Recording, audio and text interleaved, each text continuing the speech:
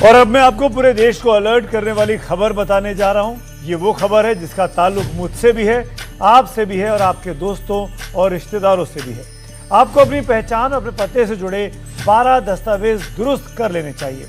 ऐसा न होने पर आपके लिए मुश्किलें खड़ी हो सकती हैं, क्योंकि अक्टूबर से यानी सिर्फ एक हफ्ते के बाद पूरे देश में वोटर लिस्ट के स्पेशल इंटेंसिव रिवीजन यानी SIR की प्रक्रिया शुरू हो सकती है। जिनके पास पहचान और पते से जुड़े दस्तावेज नहीं हुए वो परेशानी में पड़ सकते हैं, उनका वोट कट सकता है। क्या आपके पास पासपोर्ट है? क्या आपके पास आधार कार्ड है? क्या आपके पास बर्थ सर्टिफिकेट है? क्या आपके पास मैट्रिकुलेशन यानी 10वीं का सर्टिफिकेट है? क्या आपके पास स्थायी निवास प्रमाण पत्र है? अगर आप सरकारी नौकर हैं तो क्या आपके पास सरकारी नौकर होने का सबूत है? अगर आप रिटायर हो चुके हैं तो क्या आपके पास पेंशनर पहचान पत्र है? क्या आपका नाम नेशनल रजिस्टर ऑफ सिटीजन्स में दर्ज हो चुका है? क्या आपके पास जमीन या मकान के दस्तावेज हैं? क्या ग्राम पंचायत, तहसील या नगर पालिका के परिवार रजिस्टर में आपका नाम दर्ज है? अगर आपका ताल्लुक अनुसूचित जनजाति से है या फिर आप वनवासी हैं तो क्या आपके पास वन अधिकार प्रमाण पत्र है?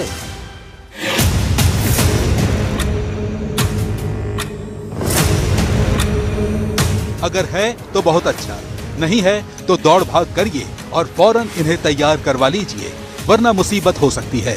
क्योंकि वोटर लिस्ट की जैसी गहन जांच आप अभी बिहार में देख रहे हैं, वैसा ही स्पेशल इंटेंसिव रिवीजन यानी SIR पूरे देश में शुरू होने वाला है।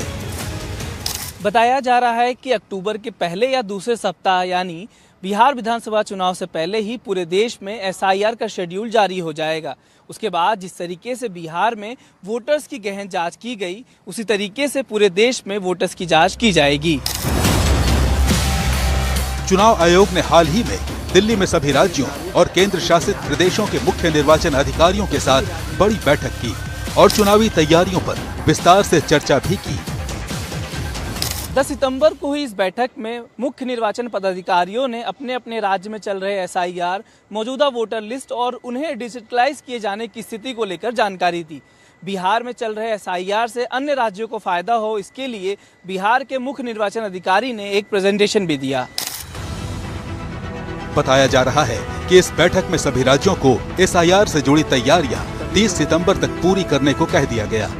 हालांकि नेशन वाइड SIR को लेकर अभी कई सवालों के जवाब मिलना बाकी हैं। जैसे देश में SIR की प्रक्रिया शुरू होने की तारीख क्या होगी? लोगों से दस्तावेज कब से कब तक लिए जाएंगे? दस्तावेज जुटाने के लिए लोगों को कितने दिन का समय मिलेगा? और सबसे बड़ा सवाल ये कि खुद को जेन्युइन वोटर साबित करने के लिए किन दस्तावेजों की जरूरत होगी? वैसे तो चुनाव आयोग ने सभी राज्यों को SIR की तैयारी के लिए 5 जुलाई को ही कह दिया था। लिहाजा कई राज्य अपने स्तर पर तैयारी शुरू कर चुके हैं। आखिरी समय की अफरा तफरी से बचने के लिए पिछले SIR के बाद तैयार की गई वोटर लिस्ट तक जारी कर चुके हैं। दिल्ली में पिछली बार 2002 में SIR हुआ था, इसलिए दिल्ली ने 2002 की वोटर लिस्ट जारी की। इसी तरह उत्तराखंड ने 2006 की और असम ने 2005 की वोटर लिस्ट अपलोड कर दी। बाकी राज्य भी इसकी तैयारी में हैं। वोटर इनमें नाम चेक कर सकते हैं। ज्यादा संभावना है कि SIR शुरू होने पर वोटर से आधार कार्ड समेत वही दस्तावेज मांगे जाएंगे जो बिहार में मांगे गए थे। हालांकि कुछ राज्य इसका अपवाद भी हो सकते हैं, जैसे पूर्वोत्तर के राज्य, क्योंकि वहां नागरिकता और डोमिसाइल का मुद्दा काफी संवेदनशील है। इसमें हिमाचल प्रदेश और उत्तराखंड भी शामिल हो सकते हैं, क्योंकि वहां भी डोमिसाइल और निवास प्रमाण पत्र से जुड़े नियम अलग हो सकते हैं। जम्मू और कश्मीर भी इन्हीं में हो सकता है, क्योंकि अनुच्छेद 370 हटने के बाद वहां भी निवास और नागरिकता के नियम बदले हैं।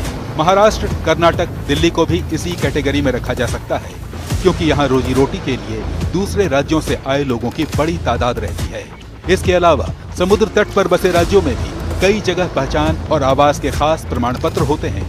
वहाँ भी कुछ अलग दस्तावेज मांगे जा सकते हैं। यह बात बार बार कही गई कि एसआईआर के जरिए नागरिकता की जांच नहीं की जा रही है, बल्कि सिर्फ वोटर लिस्ट के शुद्धिकरण का काम चल रहा है। मकसद यही है कि कोई भी योग्य नागरिक वोटर लिस्ट से छूटे ना और कोई भी अयोग्य व्यक्ति वोटर लिस्ट में शामिल ना हो पाए। कैमरा पर्सन गोपाल प्रजापति के साथ मैं अश्विनी कुमार, एनडीटीवी इंडिया के लिए। बेहतर कल की उम्मीद हर किसी को होती है, इसीलिए हर कोई अपने भविष्य को संवारता सजाता है, उसे हकीकत में बदलने के लिए जमीन तैयार करता है।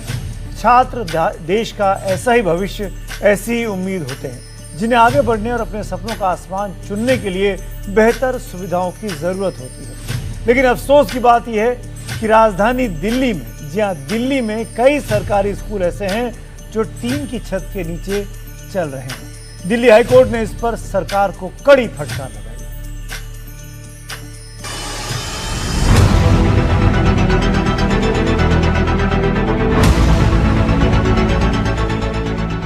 ये वो बच्चे हैं जिनकी आंखों में चांद छूने का सपना है और ये सपने इन्हीं टिन टप्पर वाले स्कूलों में पल रहे हैं।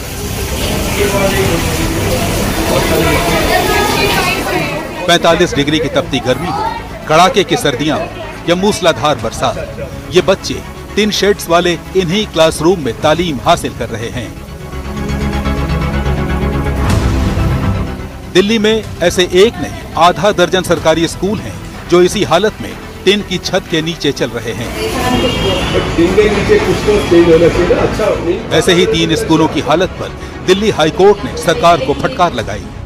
कोर्ट ने कहा कि हम 2025 में हैं और स्कूलों की ये हालत है। टिन शेड वाले स्कूल निजी स्कूलों से कैसे कम्पीट करेंगे? ऐसे माहौल में पढ़ाई असुरक्षित भी है और अनुचित भी है। इन स्कूलों में बच्चों की सुरक्षा और पढ़ाई दोनों दांव पर है। दिल्ली हाईकोर्ट की इस टिप्पणी ने शिक्षा विभाग के दावों की पोल खोल दी।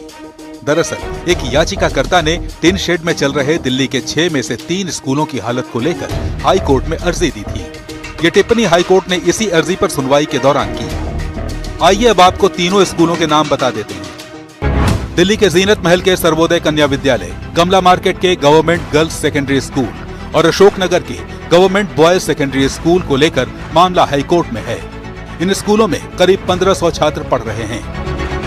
एनडीटीवी की टीम जब कमला मार्केट वाले गवर्नमेंट गर्ल्स सेकेंडरी स्कूल पहुंची तो स्कूल प्रबंधन ने कहा कि जल्द ही इसका हल निकाल लिया जाएगा, लेकिन कैमरे पर कुछ भी कहने से इनकार कर दिया। कमला मार्केट के गवर्नमेंट गर्ल्स स्कूल के मैनेजमेंट ने कहा कि प्राइमरी स्कूल के करीब 500 छात्र इस टिन शेड में पढ़ाई करते हैं, लेकिन इन्हें बहुत जल्द पक्के क्लासरूम में शिफ्ट कर दिया जाएगा।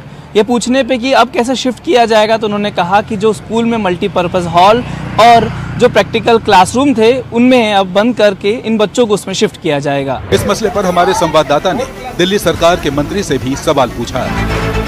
6 महीने में तो नहीं चले, 27 साल का जवाब देना होगा। आज धीरे धीरे हम इन चीज़ों को ठीक कर रहे हैं। सब चीज़ें वक्त के साथ, थोड़ा समय लगता है इन चीज़ों को ठीक करने में। यह पहली बार नहीं है जब स्कूलों की हालत का मामला हाईकोर्ट पहुंचा हो। साल 2024 में कोर्ट ने शिक्षा निदेशालय को तय समय सीमा के भीतर स्कूलों में डेस्क, किताबें, यूनिफॉर्म और दूसरी बुनियादी सुविधाएं उपलब्ध कराने का हुक्म दिया था, लेकिन हालात जस के तस हैं। जो लोग ऊपर बैठे हुए हैं ना, ब्यूरोक्रेट हैं या नेता लोग हैं, उनको इन ये मासिस के बच्चों में कोई इंटरेस्ट नहीं है, क्योंकि उनके अपने बच्चे तो जाते ही नहीं इन स्कूलों के अंदर, और शायद कई माइंडसेट भी इस तरीके का है कि इन बच्चों को अच्छी एजुकेशन देने की जरूरत नहीं है।